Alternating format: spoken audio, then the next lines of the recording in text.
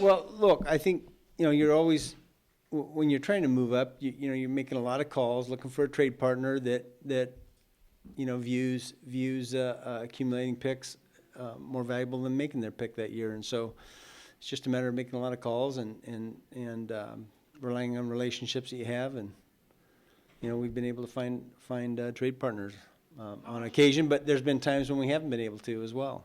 How much of that is done in these few days leading up to the draft to find maybe people who might be, or is all of that done sort of on the fly as you go? Because I'm imagining by the time you hit the third round and you got 5 minutes, it gets a little tough to squeeze that in, right? Yeah, I think that for the most part, we do a lot of preliminary work, in the days leading up to the draft, talking to teams and who's interested in moving. And look, again, day one's a first round. So the days leading up to that, you're really primarily talking about first round, movement. And then after the first round, the next morning, next day, you're talking about that day's rounds. So a lot of it is done preliminary, but man, when you get on a clock, a lot of it's done then too. So it's both. At the end of the day, it's both.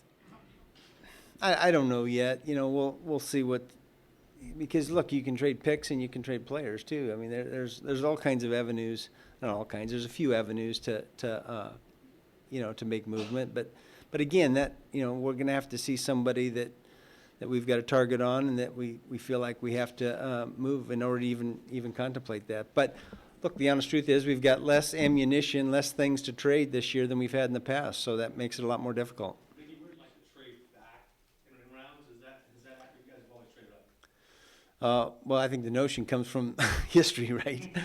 So, yeah. I wouldn't say that we don't have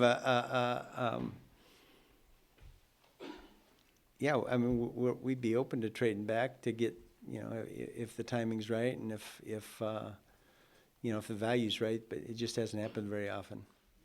I wouldn't say it's been more aggressive. I think, part of that is, look, we've got some preliminary work that we do, looking to see, who's seeking trades and then, but it gets right back to on draft day, then all of a sudden, you've got a target and or somebody else has a target and they're making calls. But when you have less picks, you're going to get fewer calls. It's a combination of both of those things. Look, every year I say that we're open to trading back and trading forward, and every year we trade forward, right? So obviously that's been our history, and that comes from, finding a player that we really like and we target that we believe can help our team, a player that we have a vision for, and going and getting them.